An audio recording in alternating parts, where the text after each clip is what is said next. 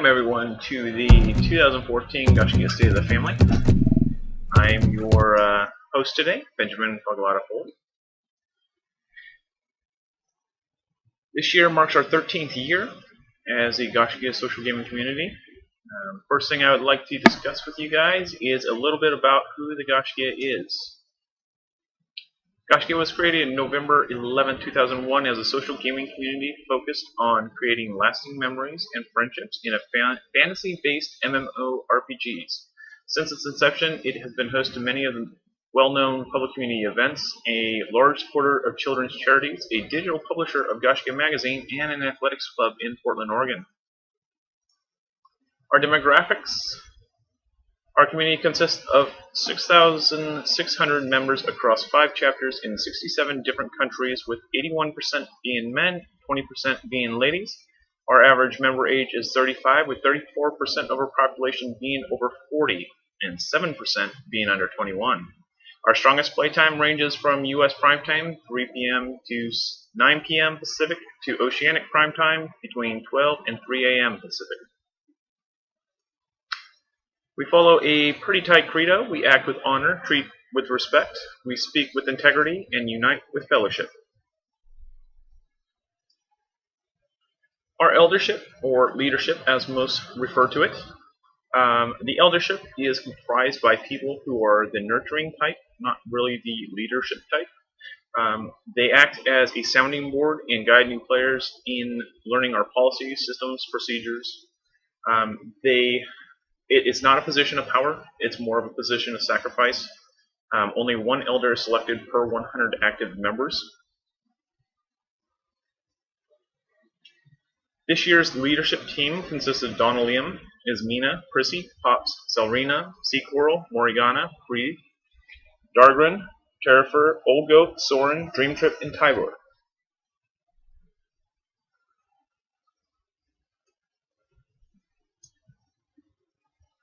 So a little bit about the Gaiscioch history. We've had 5 chapters: Dark Age of Camelot, Warhammer Online, Rift, Guild Wars 2, and Elder Scrolls Online. We are known for 3 major public community events: the Battle for Badlands in Warhammer Online, the Telara Saga in Rift, and the Great Tyrant Adventure in Guild Wars 2. We've been written about by all of these companies: Massily, G4, Kotoku, 10-Ton Hammer, GameBreaker.tv, Blistered Thumbs, MMOBuff.tv, ZAM, MMORPG, Examiner.com, OnRPG, and IGN, along with dozens and dozens and dozens of other games, or blogs, magazines, digital publications.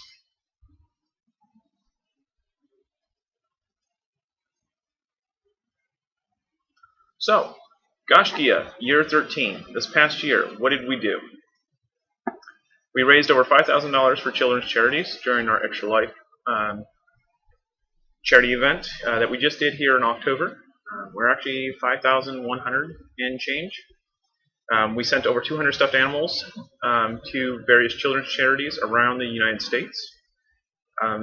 We took Sanctum Roll and rode it all the way up into first place for a good 8 weeks before we started our little decline back to where we are today. We launched a new chapter in Elder Scrolls Online.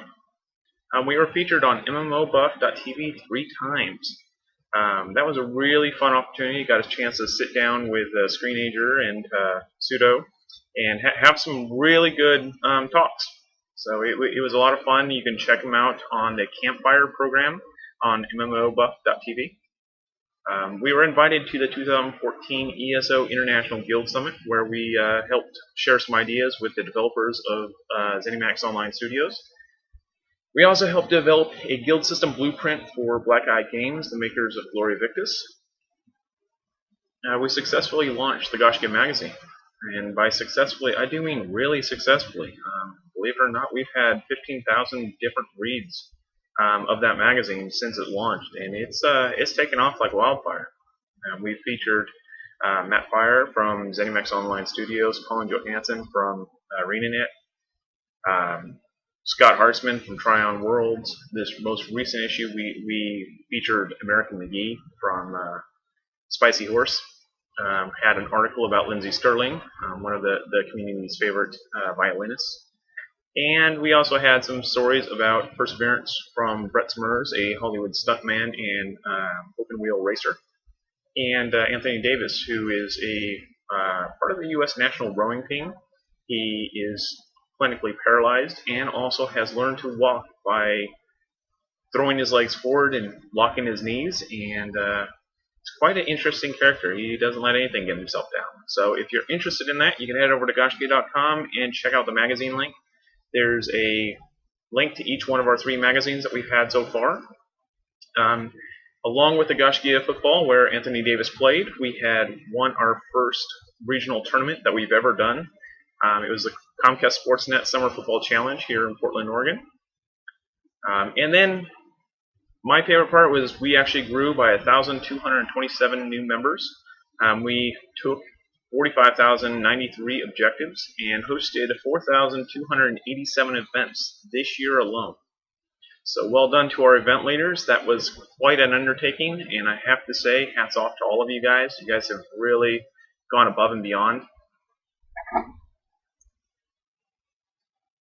So, progress report. This is where we're going to get in the skinny about how our family is doing in each of our titles and what direction it will be going. So right here you can see the family growth over the past few years.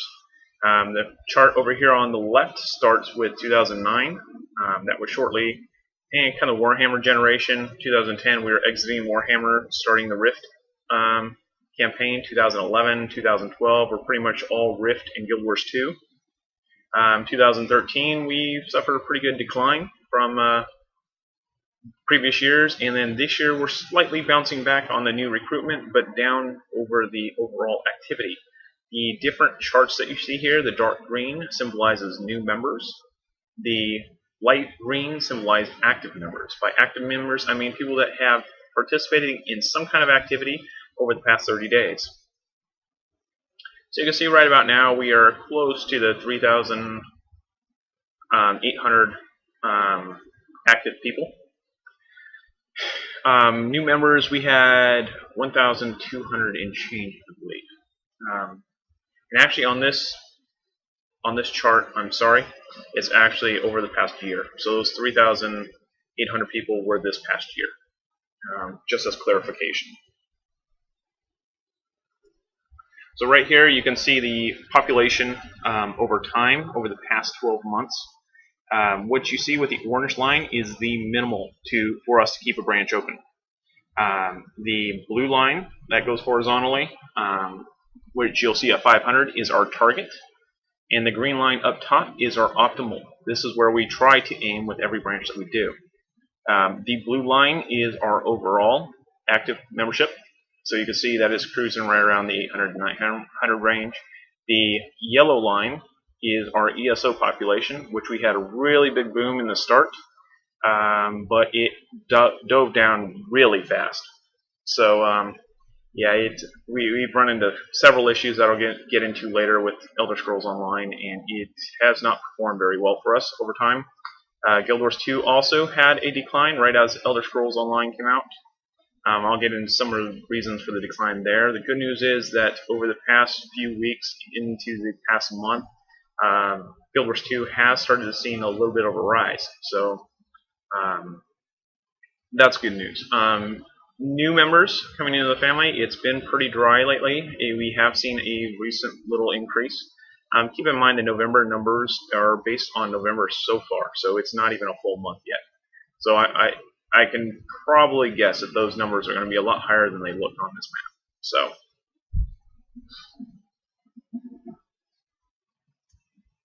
So Guild Wars 2, points of improvement. Our decline stabilized. We were seeing a pretty good decline, and we've managed to flatline that and start turning the corner and going back up. Sanctum of All is now in full recreation mode for the World v. World aspects, so anyone that wants to do World v. World, you pretty much can go out there and just have fun. It's not going to be serious commitments. You're not going to be yelled at because you're not wearing the right gear or you're not, level 80. You're welcome to go out there and just have some fun. If you need to get your POIs or you want to do some PvE out there, go for it. Nobody's going to complain. It's really kind of changed the lifestyle we've been getting on TeamSpeak a lot more with the rest of the server, and they're very open to the community, very friendly, and it's really kind of a whole different experience from our time in Tier 1. As I explained on the Sanctum of Roll forums and on the official forums, the bottom tiers are very much like a beer league. You go out there, have fun. Nobody's going to sweat it if you're not the best player. So it's a really good environment for learning, very good environment for getting people who aren't normally leaders to stand up and lead. We've recently had a sale with Guild Wars 2. I believe you can still get it for $19.99. And we've seen a whole crop of people come in from that. So we're seeing a lot of new players.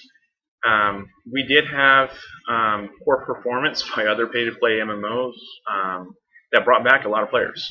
We saw a lot of people disappear for months at a time, and then they came back. WildStar, for example. We saw a lot of people leave for WildStar, and then they were back within a month. So the causes for the decline that we saw on the previous chart with ESO being launched, WildStar, Arcade, and Final Fantasy, those all pulled people away from Guild Wars 2. The nice thing is Guild Wars 2 is a free-to-play MMO, so anyone that goes there and tries it out and decides that they don't want to play it anymore, they can come back to Guild Wars 2 and pick up right where they left off. As with anything with the Gaiscioch family, we do not kick people out of the family because they go play another game. You're once family, always family. If you go out there and play another game, come back someday, that could be years from now. You'll pick up right where you left off. So the other big decline that we had was mega servers. This really decimated our server appeal. We were one of the only servers that had a very tight-knit PvE community. People would transfer to our server just to do the dragon fights that we were able to pull off. We had to Quaddle down to a pat, the worm onto a pat. That was our major draw. And then with the mega servers, you're no longer restricted to being on Sanctum of Raw to be able to do any of that. So we saw quite a few mass exoduses that pulled players away from Sanctum of Raw. So that didn't exactly help us much. Another thing that really led to our numbers kind of imploding was the past 3 World v World seasons. Sanctum of Raw suffered 3 major implosions and the death of competitive World v World, which drove a lot of people from Gaiscioch and from Sanctum of Raw to go find more competitive servers. So that's pretty much what we saw for the Guild Wars 2 side. The Elder Scrolls side, points of improvement, the championship system and justice system are on the way. They probably will be here hopefully by the new year, maybe shortly after the new year. They have made some major changes to Ford camps, oils, emperors, and vampires for the better. There's also now daily dungeons and crafting quests that add a reason to play together. This was one of the big things that when I was out there, I tried to press on them, is that we need a reason to play together. I mean, you play an MMO not because you like the storyline and the single-player aspects. You play an MMO to actually meet people. Otherwise, it would just be a single-player game. And so I really try to communicate to them that they really need to have more social ties. And this is just one of their things that they were already working on. When I went out there, that they shared with me was the daily dungeon quests, the crafting quests, the various things, being able to do dungeons on a down level, or bring the dungeon up to your party leader's level, so that you can do the same dungeon like you do the early level dungeons later on in the game, and be able to do those with friends. So causes for our decline. This has been a real hard one for me. I will be honest with you, Elder Scrolls Online blindsided me. I really thought it was going to do better than it did, but right before it launched, they took out the communication tools that we had in the earlier alphas. We lost the alliance and custom chat channels. The lack of guild identification and branding. Trying to market a product without a logo or a name is rather difficult. Gaiscioch as a community doesn't spam chat channels, so it is very hard for us to be noticed. We were pretty much invisible. They gave us emblems that we now have on our chest, but they don't have a name to it. So you're trying to market a brand without a name, and that's not easy to do. So, for us to be seen out there, it has been very hard. The gameplay itself is very antisocial, preventing people from playing together. If I wanted to group up with my wife and we didn't follow the same storyline path, we wouldn't be able to see each other's quest mobs or even help each other. You basically watch them fighting air. So it's kind of a real major issue for a lot of people that game with their spouses, and our community is largely made up of people that game with their friends and family. So it was really hard for us to adapt to this style of antisocial gameplay. It's not something I ever expected in an MMO, to be quite frankly honest. So the other really big factor was God mode players in AVA. They really decimated morale. We were hunted for a while across many campaigns, and you would have 4 guys decimate 150 people, and there was literally nothing you can do to stop them. They would just farm you over and over and over again, and that caused a lot of people to leave. I'm pretty sure that a lot of people were burned in that situation, and I doubt that there's anything I could do to get those people back. And then the slow development cycle has really been hurting this. There have been major glaring issues that take months and months and months to get fixed, rather than a hot fix like you'd see in most games. So those are pretty much the major players that are hurting the progress of Elder Scrolls Online. So what's the road ahead?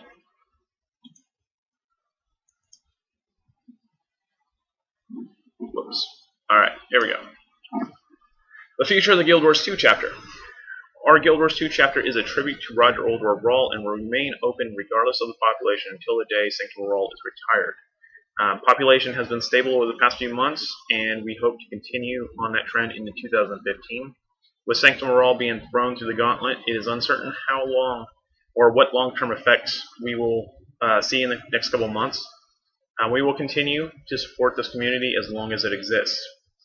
We will leave the Guild Wars 2 chapter the day that they pull the Sanctum Rawl server. So as long as they have that there, we will continue to be there. So the future of the Elder Scrolls Online chapter. Now, unfortunately, this is not good news, guys. Our current participation and activity in Elder Scrolls Online has dropped pretty much below critical levels and shows no sign of improvement. Several key factors have played into the decline, as I mentioned, and at this point, pretty much our survival depends entirely on ZeniMax Online Studios being able to deploy critical changes rapidly enough to stop the bleed. If we are not able to improve or see any signs of improvement by January 1st, we will retire the chapter and look to other games to fill that void. My past few events, I've had 6 to 8 people. This is a community that is built from the ground up for major community events, massive community events. There is nothing we can do in Elder Scrolls Online that draws a crowd. There is not a single thing I can give anybody in Elder Scrolls Online that they would want as a prize. And that is one of the major problems that we're having, is we are a community event guild. We have been running community events for 13 years, and we can't do anything in Elder Scrolls Online as a massive community. And at this point, we're not even getting the support from the people that are there. So it's really kind of a major heartbreak for me. I love the game, but I find that my enjoyment actually comes from playing solo, which is the problem. A MMO shouldn't make you feel like you want to play solo over grouping. It should make you want a group of people. So that's kind of where we stand on that. The future of the family. For the next year, we will be adapting to a new landscape which we are not familiar with. There are no clear options on the horizon and no unanimous interest at all. I tried pulling the community on some games that are coming up, and we had nothing over about a 52% rating. So out of all of you guys that did vote, all of those titles that you voted on, none of them is really a shining example of where we want to be. When we rolled in Elder Scrolls Online, we had 1,300 people say that they wanted to play Elder Scrolls Online. When we rolled into Guild Wars 2, we had 2,900 people that said that they wanted to play Guild Wars 2. When we went into Rift, we had 1,500 people that said that they wanted to play Rift. With any of the games that are coming on the horizon, we don't even have 500. We don't even have 250. So it's kind of a real big kind of lull period here. So what we'll be doing is we will be investigating several potential titles that have some of the features needed for a healthy branch to keep this community alive and growing, and hopefully some will on a true branch potential. We must learn to bend so that we don't break.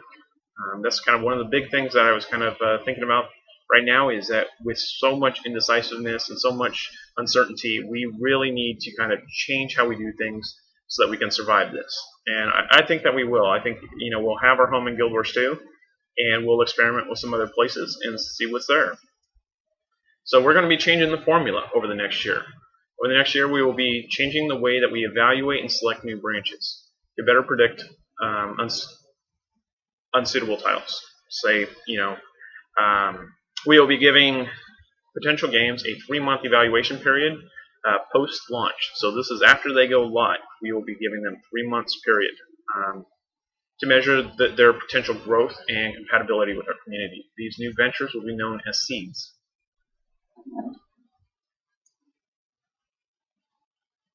So let me introduce you guys to the seed program.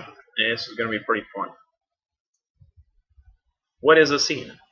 A Gaiscioch seed is a 3-month trial period where we will evaluate growth potential and monitor player satisfaction before growing roots. It is intended to allow us to experience several games over the course of a year, giving us the most potential to bring new members into our family while searching for a suitable home. Seeds will only be used when a branch slot is available, and it will be limited to 1 seed at a time.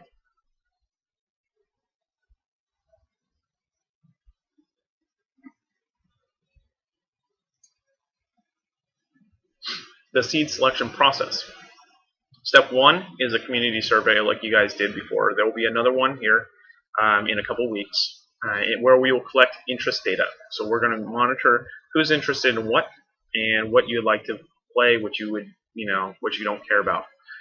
Then we're going to evaluate it. We're going to narrow down the contestants or the contenders to the ones with 250 plus votes. Once we have that done, we will be doing our best to make contact with the developers to try to get some early first look opportunities and maybe help shape the game a little bit to our target game. Step 4 is a pre-launch eligibility scoring, and pretty much the highest score will get the seed. So if we're evaluating 4 games, then it's going to be whichever one of those 4 games has the highest score on our scorecard. The requisites: 1 branch slot must be available, aka a previous branch must have less than 250 active members, not including tribute chapters. So this would be Elder Scrolls would have to be under 250 active members. Only 2 branch slots will be available at any time. So Guild Wars 2 is just going to ride it out until they kill Sanctum of Brawl, and then that branch slot will be available as well. The seed focus. We will be spending the first 3 months growing and hosting public events for the community rather than trying to build the structure and functionality into the website. In the past, I have spent largely the first 3 months spending most of my time building and coding, and what we really want to do is spend that time with you guys and help solidify the community before we go down that path. So what you can expect to see is more of me in the game, more of us building a community, trying to get people familiar with our systems and the way that we work. And then after the seed term is over, if we decide to go there, then we will be going and trying to focus on building out these tools to help us go the long term. So seed evaluation. After the 3rd month, we will reevaluate the title and how receptive our community has been to it. If the title meets our branch requirements, we will declare it a seed, or the seed a full branch, and add it to our official chapter list. By becoming a branch, we will develop a marketplace system and a refined objective list for claiming leadership and fellowship. Games that do not meet our expectations will be retired, and we will move on to the next seed potential. There will only be 1 seed at a time, chosen for its compatibility score. That said, if a seed does take a downturn early on, and say a month into it, people are no longer playing it, and we're below that 250, we could potentially terminate the seed sooner. It's just a matter of if people are wanting to play it. If you're not wanting to play it, like Neverwinter, for example, when we launched the seed during Neverwinter, we had a ton of people in that. Within a month, everyone was gone. It was ghost town. So those things do happen. It's been known to happen. So our potential seeds. I was on the fence quite a while about showing you guys what we've been looking at over the past year. But these are the games that we've kept our eye on. Arcade was on this list. However, it launched at the exact wrong moment, and at this point, if we tried to launch into Arcade, all we get is animosity and resentment. And I really do not want to open up a chapter walking into animosity and resentment. There's already been a lot of hurt feelings because of the Sager and people doing their own thing, and a lot of arguments broken out, and I really do not want to walk into that. Warhammer 40k, as I see chat streaming by, is not one of the ones that we're looking at, mainly because it's futuristic. So Elder Scrolls or EverQuest Next, obviously, it was pretty much one of the big hits on our survey. Camelot Unchained, believe it or not, was rivaling EverQuest Next.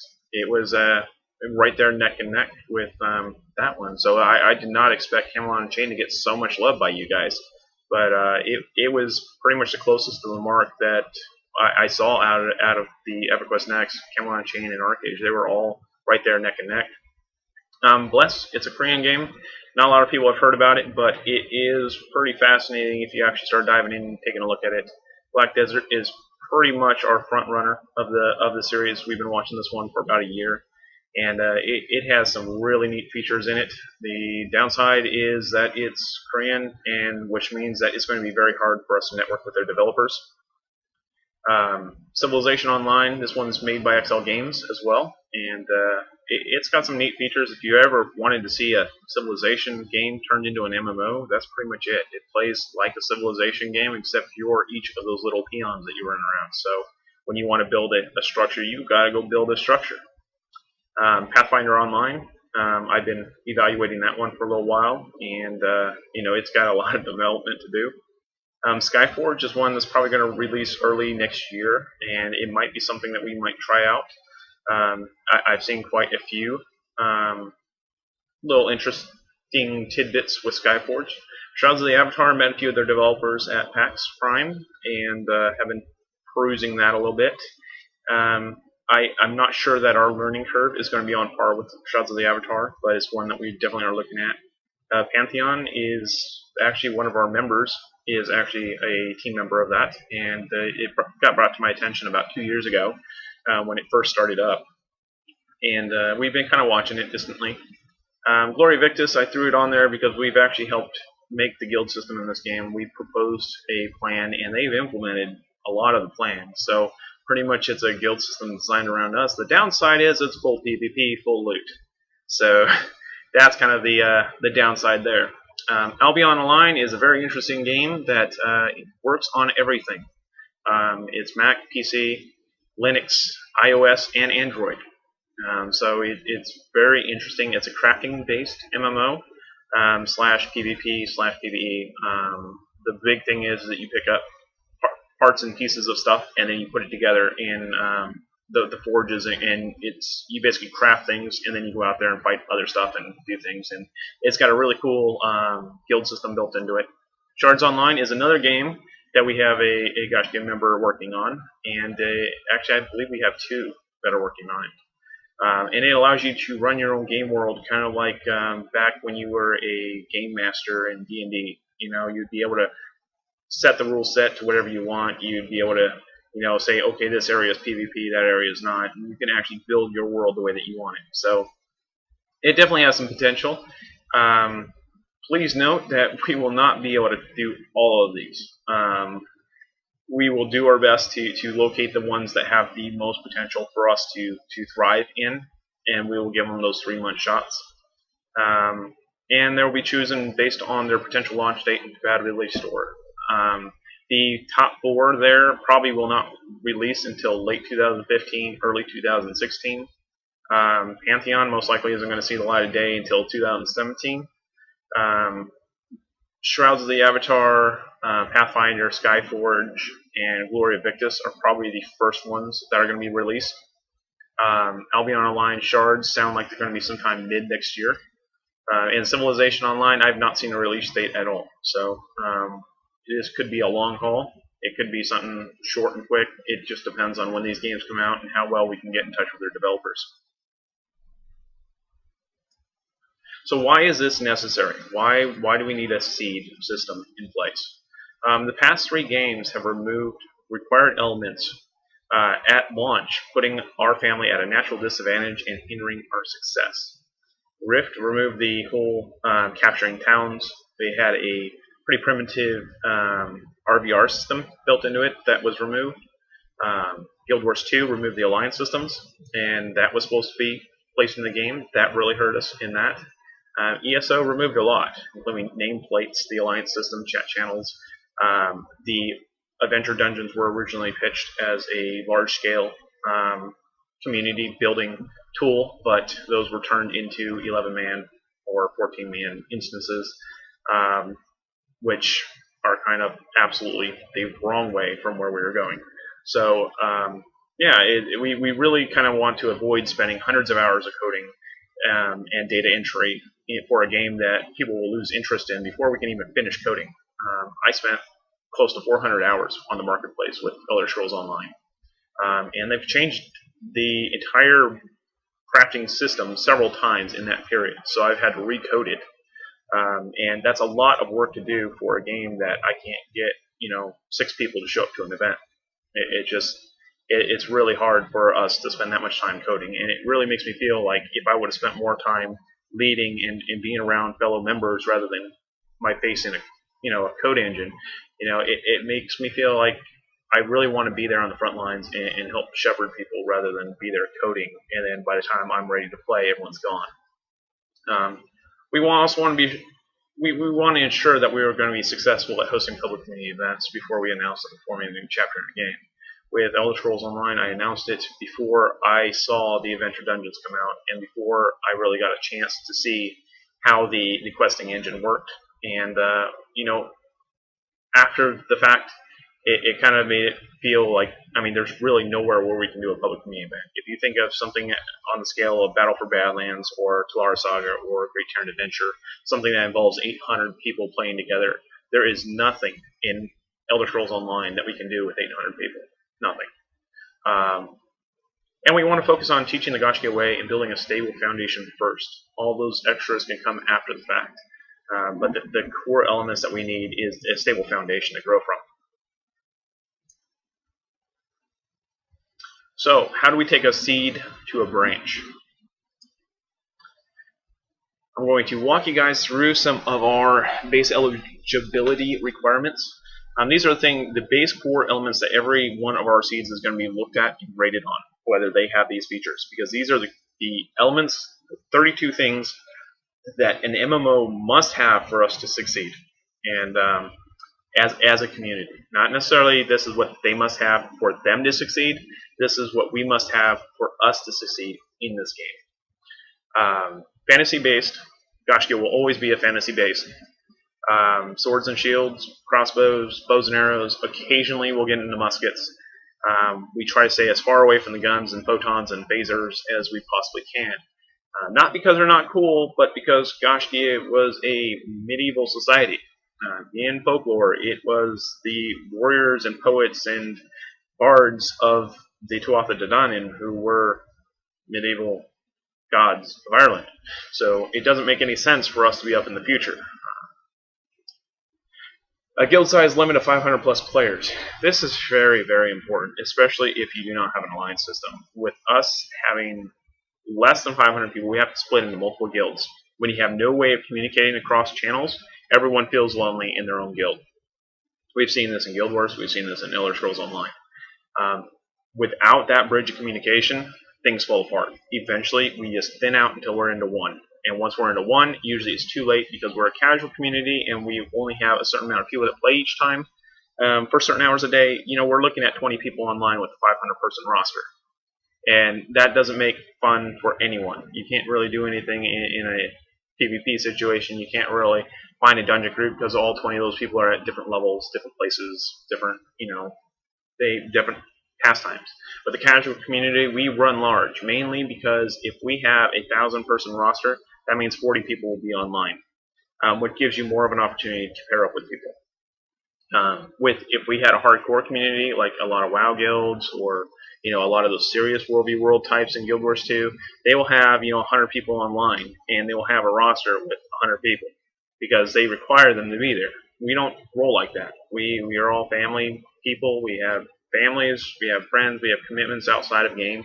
We want people to enjoy logging on when they can and having fun above all else. So we definitely need an alliance system or custom chat system. This allows us to have multiple guilds and have 2 author members and be able to communicate properly across those channels. If anything else, we need a chat channel. That's bare bones.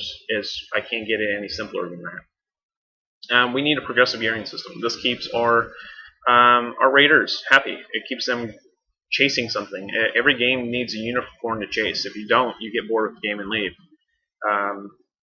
We need dungeons. We need things that 5 to 10 players can pull together, do, and spend a few hours in a dungeon together and have some fun, have some laughs.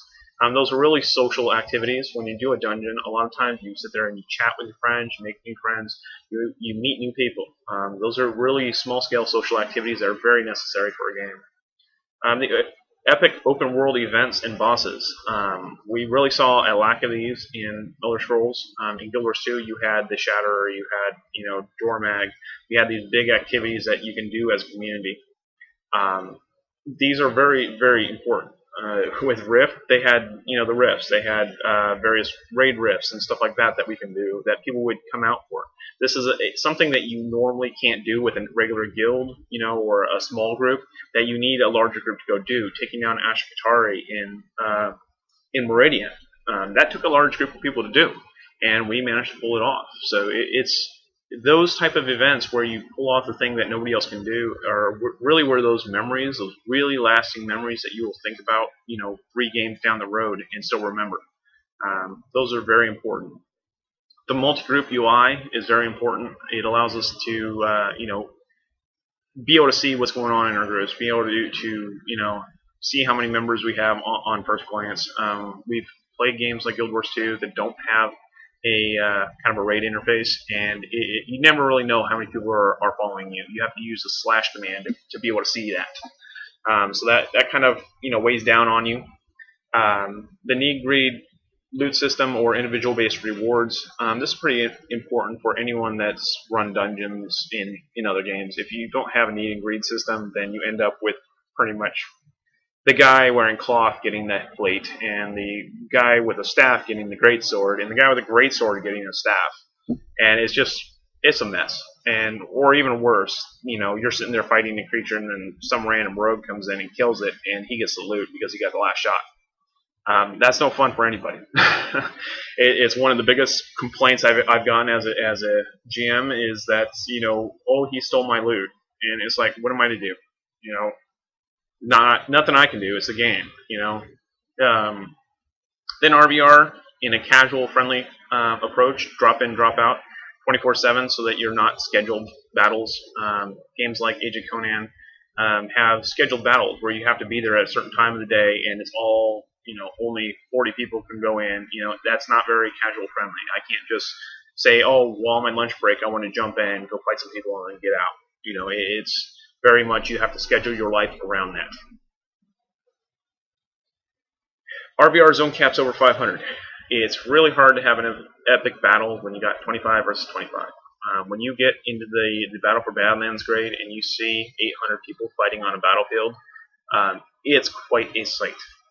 It's something that you will not easily forget, and it's a ton of fun. I mean, if your system can handle it, I know some people lag out, but it's a lot of fun being able to have that many people on a battlefield, having so many battles in so many places, and being able to be a part of that.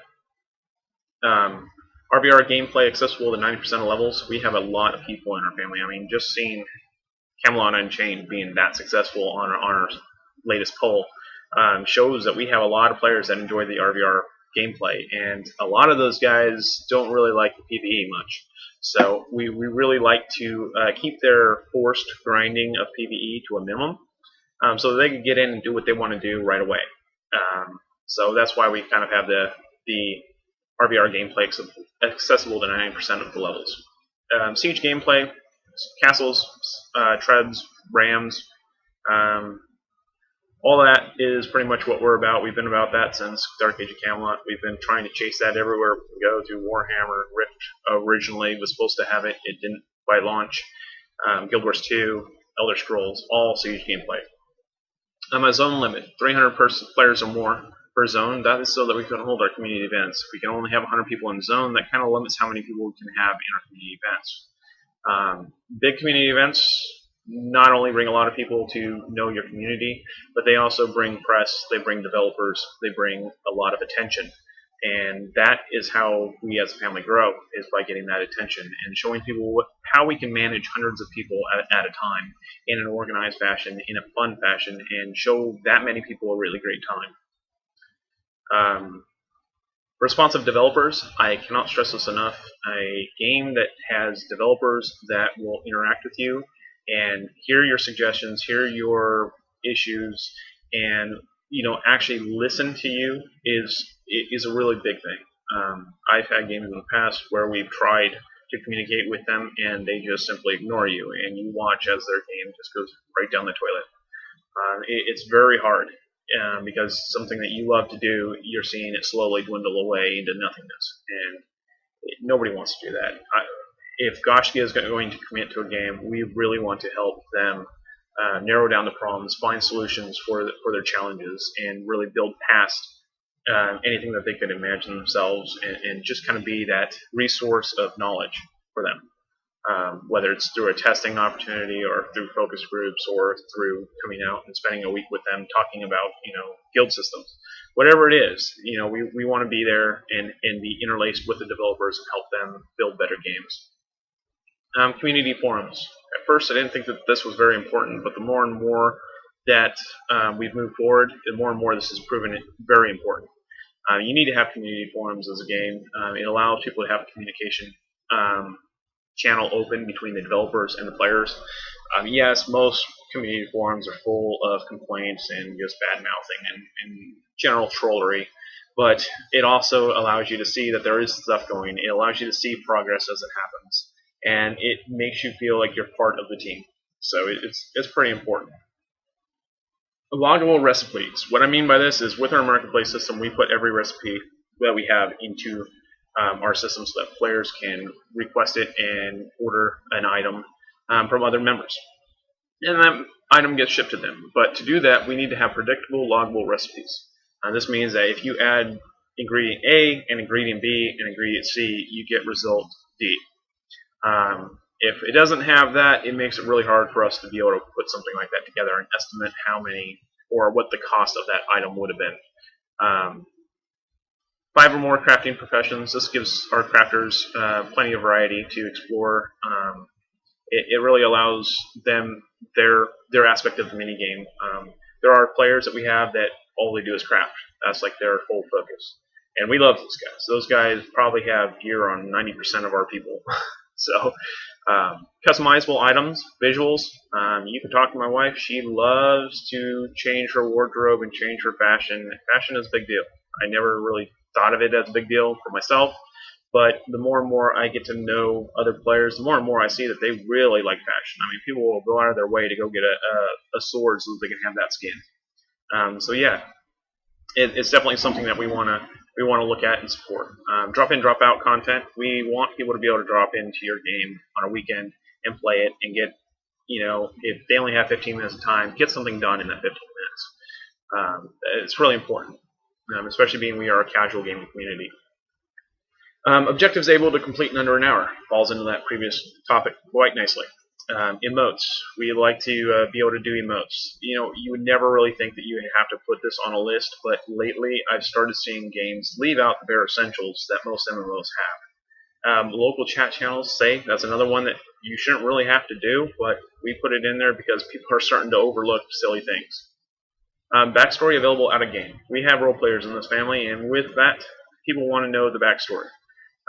We like to see them publish books, at least blogs, stories online, so that they can research the events happening in this world and write stories around it. Opt-in PvP. We like to give our people the choice of PvP. We don't like games that force you to PvP, where you're out trying to turn in a quest and some random guy ganks you and takes your stuff.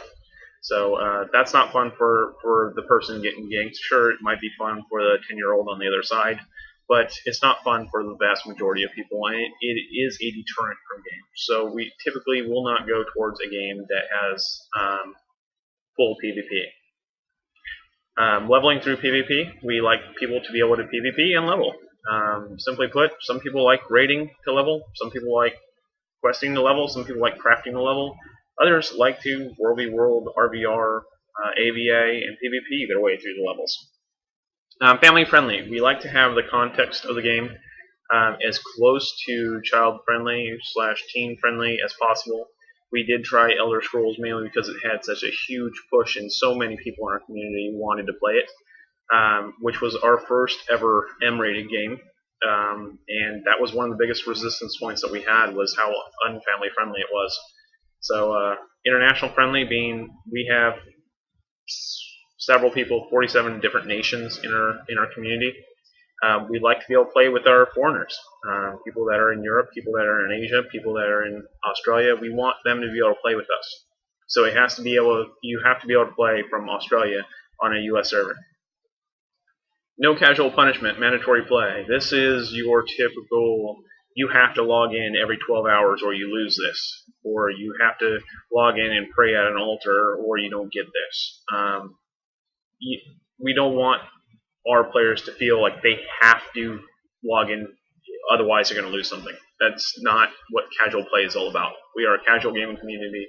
We will stick to the casual friendly games. Nameplates with guild name. I never thought I would have to have this on a list of requirements for us to even consider a game, but recent developments, nameplates without a guild name is suicide. Quite honestly, it is the biggest factor in why we cannot grow in Elder Scrolls Online, is not having those nameplates with our guild on it. It is pretty much death, because you cannot market a product without selling the person the name of the product. I mean, imagine Coke trying to sell cans of Coke with no label. It's just a white can sitting there on the shelf. Would you buy a white can sitting on the shelf? No, you wouldn't, because you wouldn't know what's in it. And that's really the big underlying issue here, is without a name, without some kind of recognition of our brand, we cannot show people, say, hey, that's Gaiscioch over there. We know what to expect when we group with them. You know, it's more of a, what is that guy? Who is he with? You know, you just really can't have that kind of community. Offline guild invites and requests. I never thought this would be such a useful thing. In Rift, they had it. Guild Wars 2, they have it. Elder Scrolls, they have it. And now I'm starting to see some new games come out where you have to be online to invite people. Which, for a casual gaming community that's a global audience, I have people that play only between the hours of 3 a.m. and 6 a.m. Those are hours that do not exist in my watch. So I'm sorry, but I'm not going to be able to get them an invite because I don't play in their time frame. So it's really something that we want to be able to do so that we can have our community grow on a global level without having to find weird hours to log in and play games, like skipping work to send an invite. We don't want to do that. And plus, it drives a lot of frustration right out the gate towards our community because people are wanting their invites and they're not getting them. Guild emblems is another thing. Going back to the guild branding, it is very important for you to be noticed in the game world and grow. And then lastly, last login date. This will help people to figure out who's actually playing and who isn't playing. This, for a long time, we were without it in Guild Wars 2, and it was very, very hard because we were managing 5 different guilds, and we had no idea when people would log in last. So we had to rely on our website to tell us when they last claimed an activity on the website so that we knew when they last logged in. With the last login date, we can just simply sort the list, find the person that's been away the longest, remove them, invite the next person, and then when those people come back, they can just check it on the website and come right back in. It simplifies the process. It takes a lot of work out of my day. So it's definitely one of those requirements. And those are pretty much, as of this month, this is pretty much the big things that we look at in every title that we investigate. The next section is our compatibility scoring.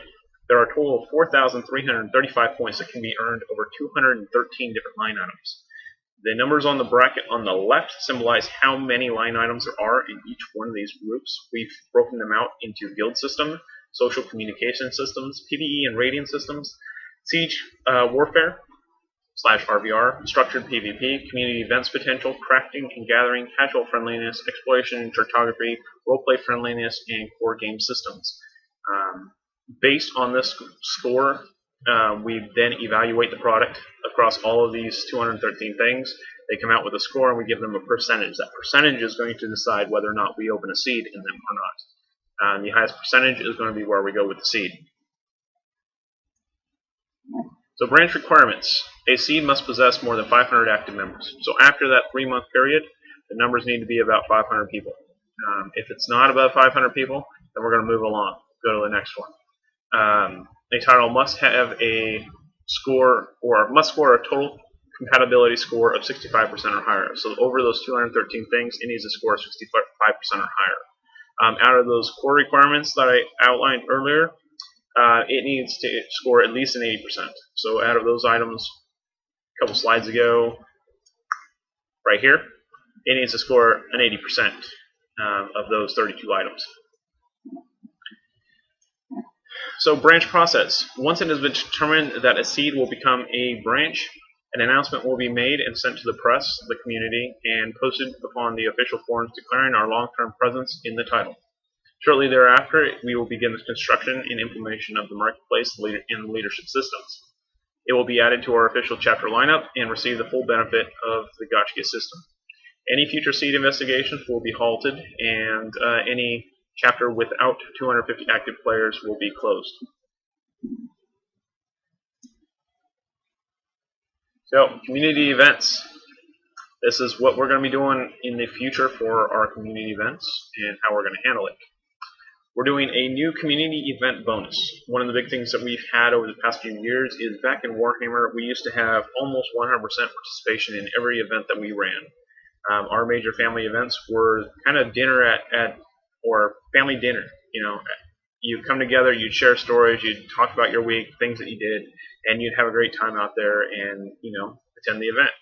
Over the years, it's become mainly like modern dinners, where each kid is off doing their own thing, and mom and dad are sitting there having dinner together.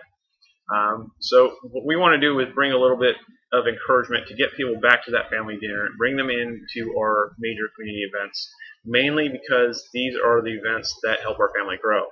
If we don't have people at them, people are going to look at our community and say, oh, 10 people, big deal. Every other guild on the server is 10 people. But when they see 50, 100 people gathered together all under one roof, they want to be a part of that.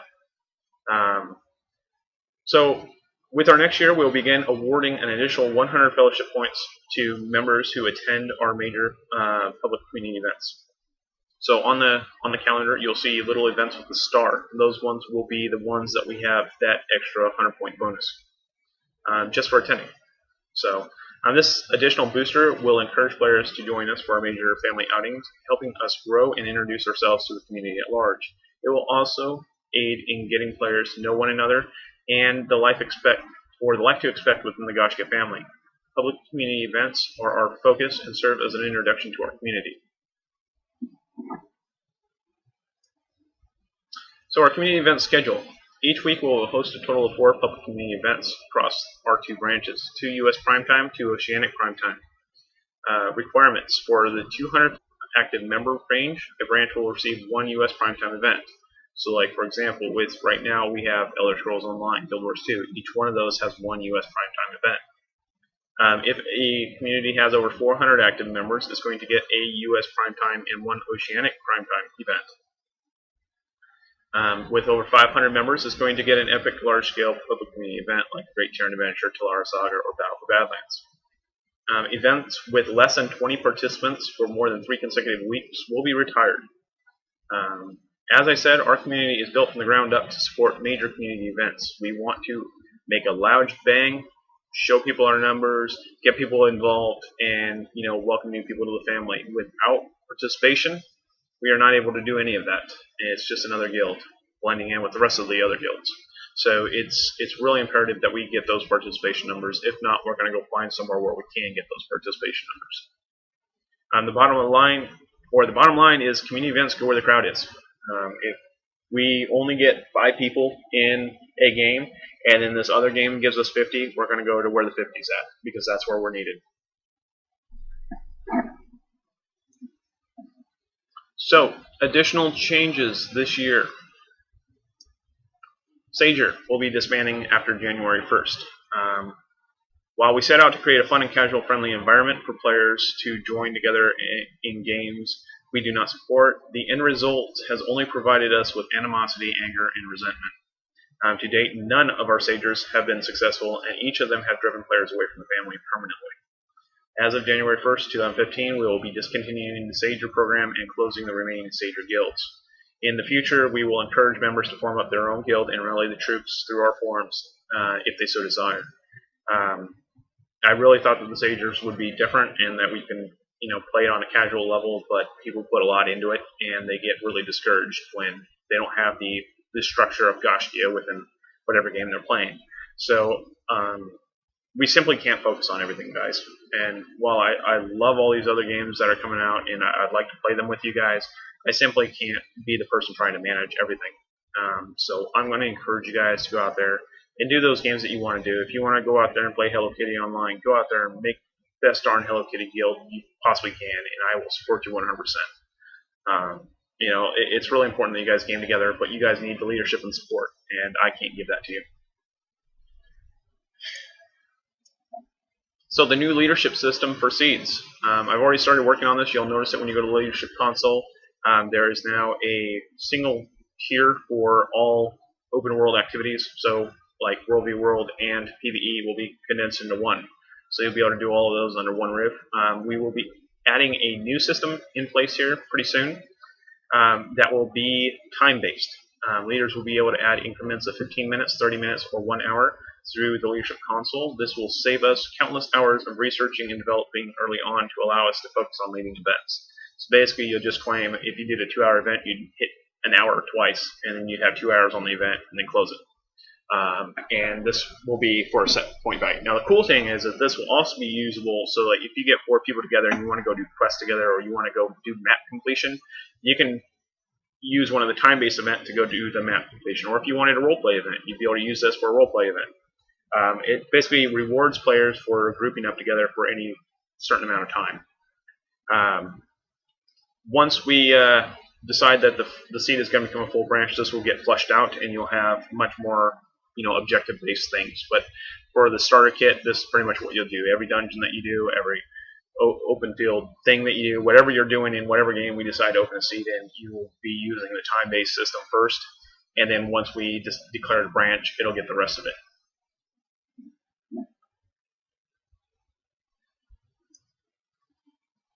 Alright, so now I am going to open up the floor for any questions. If you want to, you can log on to Raidcall, channel 1101. Welcome everyone. Does anyone have any questions they would like answered?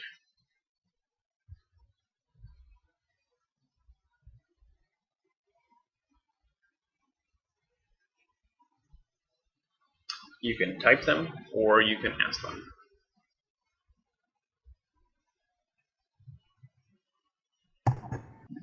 The last one you just said, Fog, can you explain the leadership again, please? Okay, with the new time-based system, it's going to be basically you would open I have up a kind of like a management-related question to when you open up a new chapter. You can type. Okay. You mentioned several. Okay, so we have some delay between the Twitch feed and the Raidcall feed. So if you are on Raidcall, please mute Twitch and unmute Raidcall. That way you get it live. For Leslie's question, the time system is basically you can open an event, and then if you led for an hour and 15 minutes, you would click the 1 hour button and then the 15-minute button, and then you would end the event. That allows you to basically claim events that aren't objective based. It allows you to do things like social events, like the old, we used to have a day in Guild Wars 2 where we'd have a crafting fair, and people would come and they would request things and we'd craft stuff for them. Bring your own materials and we'd craft it up. That would be claimable with this new system. It's pretty much any activity that will that you do as a group of 4 or more, you would be able to claim as an event.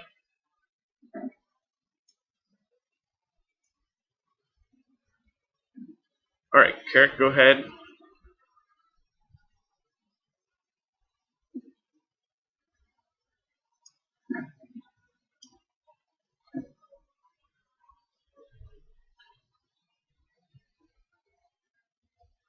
So Carrick asked for starting up a new chapter. You've talked about how many hours or hundreds of hours it takes you.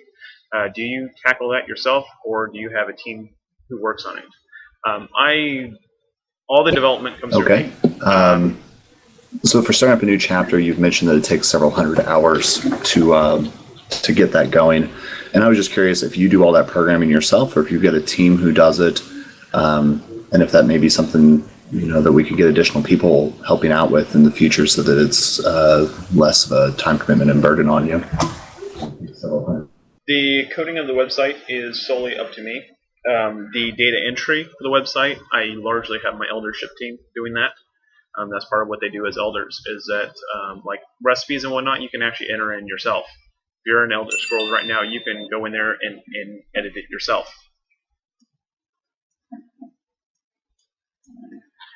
So,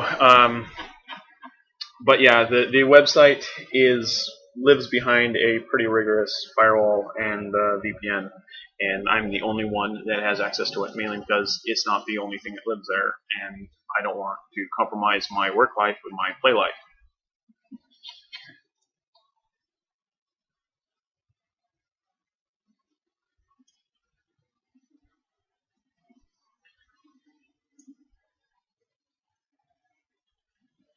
So for the, I'm going to read off the questions as they're coming through. Brakana asks, do you want people to sign up to be part of the seed? Yes. When we launch a seed, we're going to have a little box at the top, kind of like we do right now. And you'll basically check in, you'll join the chapter or the seed. They'll probably say join seed. And we'll be monitoring numbers through there. We will have open invites so that anyone can join in those seeds, and anyone can invite. But we're going to do our best to get people to register to the website so that we can better monitor our success and our growth. Through website usage, we're able to get those numbers like you saw earlier on, where we can actually monitor who's playing, doing what, or what type of activities. We can actually drill it down to, this many people did PvP activities in this time slot, that many people did PvE activities, this many people did dungeons. I can monitor all of that. So it's really something that the more people that use our website, the better our information is going to be, and the better we can predict the future. Fog, Seekerhand says he's a bit concerned about the new population requirement for events and how they apply to Guild Wars 2. Guild Wars 2 should be an exception because we need to rebuild, and that makes it sound like we might eventually give up on it when we need to actually step up efforts there. I can tell you right now, Sec, if you were there, you know that we are stepping it up. We have three events a week in Guild Wars 2. This is mainly because we do not have, this is for pretty much my events, the major public community events, those time slots, the Tuesday or the Wednesday and Thursday 5 to 8 p.m. Pacific, and the 12 to 3 on Saturday morning, and then the 11 to 2 Saturday evening. That is our major events that I'm talking about here. Those events are going to shift based on what game is demanding it. I understand your concerns. We're not leaving Sanctum Overall, we're not leaving Guild Wars 2, but if people stop showing up to those events, we're not going to waste a night on 4 people when we have, vastly more at another scene. We are party planners. That's what we do. That's what we've done since the get-go, and we're going to continue to do so. That said, I don't think that we're going to have that problem in Guild Wars 2. Every time I run an event in Guild Wars 2, I'm having 40 people following me around. I'm not too worried about it. If that changes, then that's going to change. But there's not much that I personally can do to change that. If people stop attending my events, they stop attending my events. Do you have another one on Twitch, Fog? If not, I have one here. Go ahead. Okay, it says, this is from Elizabeth. I have to say I'm really sad about the possibility of leaving ESO. I guess my question is, why not keep the guild going until it drops below the 250 magic number? My concern is announcing a leaving date might cause people to focus on other guilds. if people decide to go to other guilds, I can't say that that's a bad idea.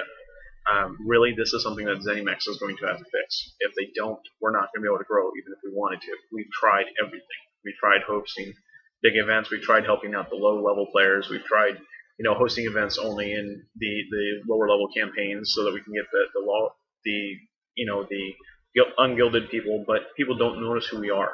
No matter what we do, how many times we say it, people don't know who we are. When they see us in action, they have no idea who we are, and that hurts us. The reason why I'm giving the 250 magic number is because we need to be focusing on something that's improving, not declining. If we wait too long, by the time that we make the decision to go somewhere else, there'll be nobody left. So that's kind of why we waited too long with Warhammer Online, and we almost started from scratch all over again. And we want to avoid that. We want to carry on as many people as we can into whatever game we decide to go into with as much steam as possible.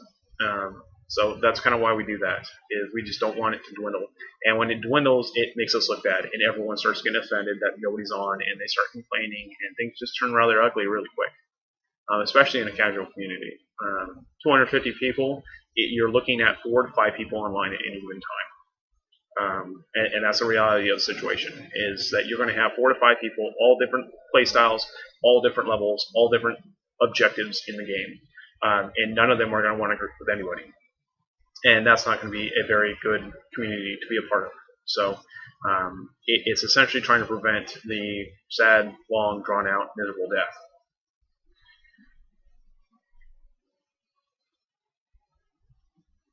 Okay. If you don't have another one on Twitch, I have another one. Go ahead. Smitty, he wants to know, do you think our commitment to Guild Wars 2 is different from other branches due to Gaiscioch's influence in having SOR named for Roger? Would this affect our foray into other seeds if we need to maintain a presence in Guild Wars 2? We are going to maintain a presence in Guild Wars 2, but I cannot force people to play. There's nothing I can do as a player to force people to play. That's not how we roll. If things are drying up over there and we don't have people out there participating, we don't have people committing to it, I'm sorry to say, but there will come a time when we will have to focus on something, and we will have to go and find what it is that keeps us going. I am not going to run our community in the ground trying to follow something, broken dreams. We will continue to honor Roger's name on Sanctum of Raw so long as there is a Sanctum of Raw there. It will consistently be open. Even if we have 25 people left playing the game, we're going to continue to have the claiming objectives, stuff like that, still open. We just won't be holding as many events. And that's just to keep that candle lit. I really want to be there for Sanctum of Raw, and I see that community growing as we go right now. But that said, I cannot force people to stay there. If they decide that they want to go do something else, they're going to go do something else. Okay. Verve wants to know, will potential seed games be played in alpha or beta by the guild? That all entirely depends on them.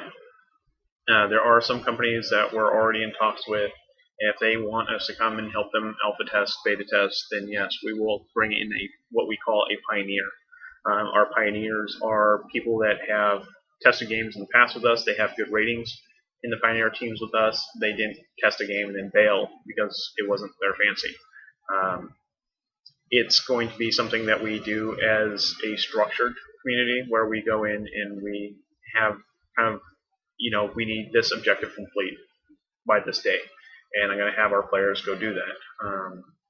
Feedback reports and stuff like that will pretty much be mandatory because we need to be that impression. We do not try before we buy. That is not our way. I hate that type of attitude. I really despise it. If you want a game to succeed, you pour your heart and soul into that game just as much as the developers do. So yes, we will potentially be trying out those games in alpha and beta. I'm already actually in several of their betas and alphas, I guess, pre-alphas.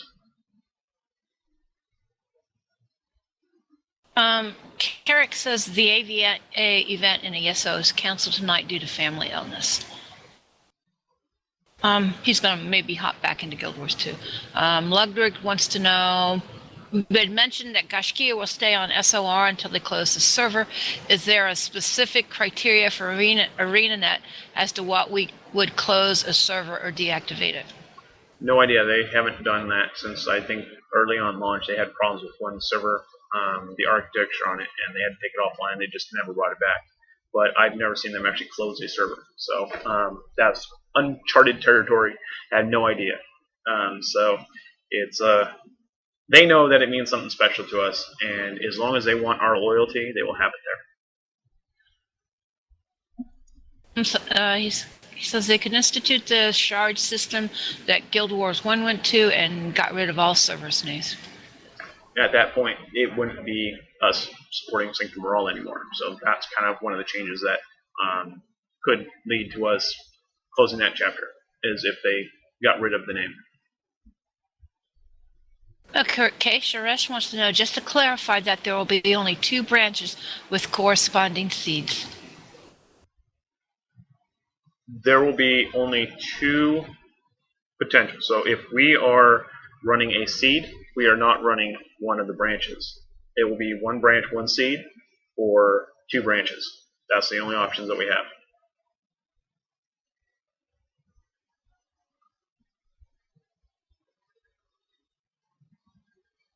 Okay, and just to throw this out here, seeing that Roar and I were buddies, he would have, when push comes to shove, and he understood what it was to lose interest in the game or the game to lose interest in us, he would be all for us not staying there and dying a slow and painful death. He would be for moving on to greener pastures and finding out someplace for us to be.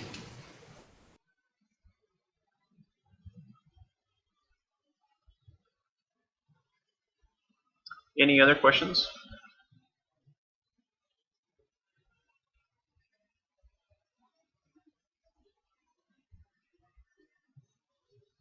I see none in chat.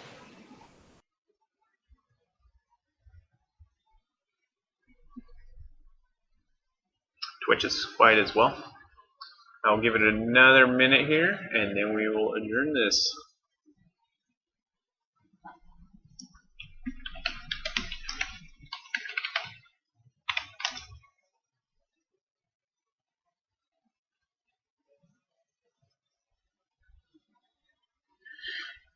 You know, regarding the Arcage, you know, I love Tryon. I love Scott's Heartsman. They're great people. I really like Arcage as a game, independent of Gaiscioch. I was heartbroken when they announced when they were launching, because I was really kind of hoping that that would be one of our first seeds, but it launched way too early, where we are nowhere near ready to handle anything like that. And by the time that we are ready to handle that, we've already created so much animosity and anger and resentment that if we did launch today, it would be walking into a firestorm just out the gate. And it's just really, really not the situation we would want to open a chapter with. I hate the fact that I let people down, and and they had expectations that weren't realistic to what our goals were. But in the end, I don't want to go there, because a lot of our members have moved on to other guilds. They've gone to our sister guild, HOL, and if we came in there, they would be put in a place where they have to decide to stay with the people that have been there for them through this time, or come back to an old friend. And I don't want them to make that choice. I want them to stay with where they're comfortable with the people that have been there. It's not the tag above their head that's important. It's what's on their face that's important. We need smiles. I don't think Arcage would have ever made one for the family.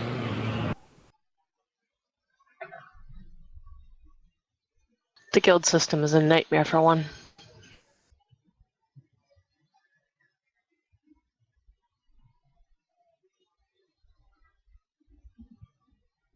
I don't think it's so much Tryon, because all Tryon could do was translate it. I don't think they were given a lot of freedom on what they could or could not do. At least that was my understanding early on. I can tell you that Tryon went above and beyond for us. The day that Scott announced that he was doing Arcade, and I shared with him that there's a 250 person or character limit on your guilds, that there's no way in the world I can ever launch there. He said, what? Within 4 days he had that resolved and had unlimited guilds. And that was Tryon's time, was that push. So I can say that Tryon has gone above and beyond for us. It's just the style of play and the situation surrounding it was just not ideal at all. So I would have liked to see a seed launch in there, but at this point I think it'd do more damage than good. So I'm going to continue just kind of playing whenever I can on my own, and maybe join one of your guys' guilds if you have one. But it's not really something I plan on investigating as a Gaiscioch branch. What am I excited about the next year? There is a lot of really cool tech coming to MMOs. Our next issue, I'm actually going to cover all 12 of those games and point out the really cool stuff. There's also a really, really cool game that I want you guys all to go Google, and it's Deliverance Kingdom Come. It's made by Warhorse Studios out of the Czech Republic, and they are working on some tech that is just phenomenal. Their AI engine is beautiful. They're programming basically personalities into each character in the game, so that if it's raining outside, if your guy's a certain amount of lazy, he's going to say, screw going to work, I'm going to go to the bar instead. And and if the bar's full, he's going to cuss some people out and then leave and storm off and go mope somewhere. So it's really a kind of cool thing. I will link up the URL here in chat, I most likely will cover that one in our magazine as well. It's a single player game that's going to be for PS4, Xbox One, and PC. I wish it was an MMO, but I can only imagine what the latency would be like with this game. It is absolutely beautiful. You have puddles with water in it, multiple mud. It's really coming along. It's one of those Kickstarter projects that nobody really saw coming, and it just looks phenomenal. It is 100% first-person combat, and they're using motion capture to make it feel realistic, as if you're like literally mounted on a person's head and going through first-person combat. But yeah, those 12 games that I mentioned, I'm kind of excited to see what Albion Online does. Their whole cross-platform approach, where you can do it on your phone, you can do it on your PC, that's kind of cool, because I'm a very big person on being mobile. I don't like to schedule things around anything. If I can take something with me and play it while I'm walking to work or whatever have you, I can sit there and I can sit at breakfast and I can farm some stuff and craft some more tools or whatnot, and then log on to my tablet later on and play it on my tablet, and then log on to my PC when I get home and do some things on my PC as well. So I mean, it's really cool tech, and if some other games could kind of pair that system up with the other MMOs, I think that we're really kind of in a renaissance of MMOs. And while we don't have anything really phenomenal out there, we have a lot of really cool little pieces in each MMO that people are trying new things, like destructible terrain in EverQuest Next. Shards being able to be a game master and dictate your own world, put up your own rule sets, and you've got the Camelot Unchained, who's doing a pay-to-play model with just PvP, and historically, like from a venture capital world, nobody will invest in a World v. World RVR game because they just don't work in their eyes. So Mark Jacobs was going out on a limb here and saying, you know what? Forget you guys. I'm going to go out there, invest my money in this project, and it's going to work. And so, I'm really interested to see what they do with that. The idea of being able to play a soldier of the Tuatha De Danann. Well, hello, Gaiscioch were the soldiers of the Tuatha De Danann, so that kind of makes sense. So I'm really kind of hoping that they kind of fill in some of the gaps there, and we would at least be able to give it a seed, even if it's not a full-fledged chapter. It would be nice to at least explore the game for a few months and have some fun there. But other than that, it's Black Desert is probably the biggest right now that I'm looking at, but that's probably 2016 before it's ever going to see America. So I can't really jump for joy on the bandwagon about that just yet, but it looks like it has all the best systems of ArcAge, with the best systems of ESO, with a kind of vertical landscape where most MMOs seem very flat and low to the ground.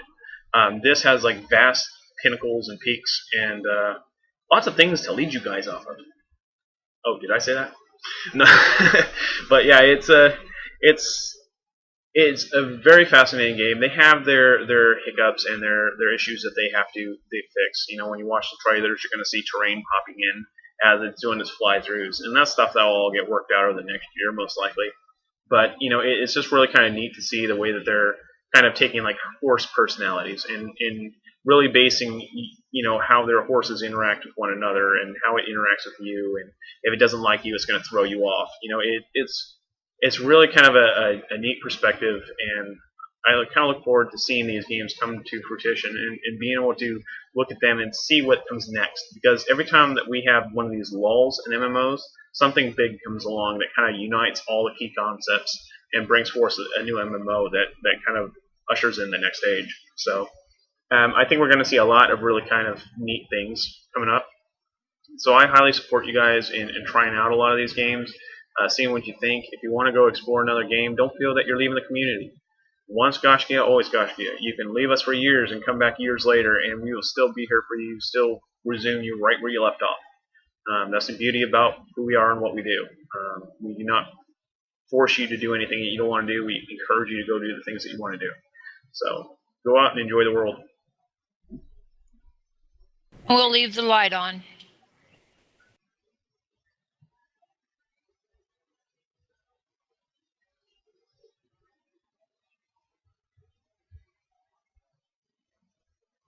And Bowie asks if we're closing the Sager in AA. Yes, come the 1st, we will be closing the AA Sager. Anyone that's in Sager, please find another guild that will do you justice. Or, you know, if you want to form up another guild with the Gaiscioch members, let me know so I can join you guys. But I'm not going to have my guild that I'm trying to not lead, essentially, drag through the mud and cause hurt feelings and bad emotions. You guys need leadership structure, and I want to give that to you. I just don't want it to be to that result. You know, I can't take time away from Guild Wars 2 and Elder Scrolls right now to go play ArcAge. It's just not how it is. So if I want to be fair to our chapters, I just can't.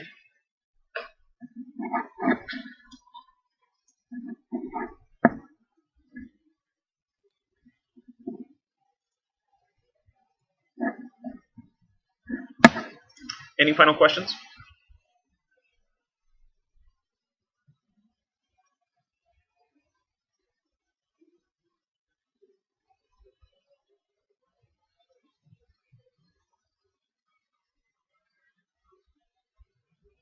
Alright guys, then I want to say thank you for coming. Even made a slide for that. So yes, thank you for coming and listening. If you're interested in our community, please go to gaiscioch.com. URL is right there in the bottom. Join us on Facebook. Just type in Gaiscioch and you'll find our group and our fan page. On Twitter, we're at Gaiscioch. And then over there on the right, you got us on Twitch at the Gaiscioch family. For those watching us on Twitch, you obviously found us. Then on YouTube, Gaiscioch Anu, which I think I spelled wrong. Yes, I did. I spelled it wrong. Sorry, guys. Oh, wait, it's just zoomed in. The H looks weird. Never mind. I spelled right. But yes, we're on YouTube, Gaiscioch Anu, tons of videos. And then join us on Ray Call 1101 anytime. We love to chat with you guys. Feel free to stop in and chat anytime.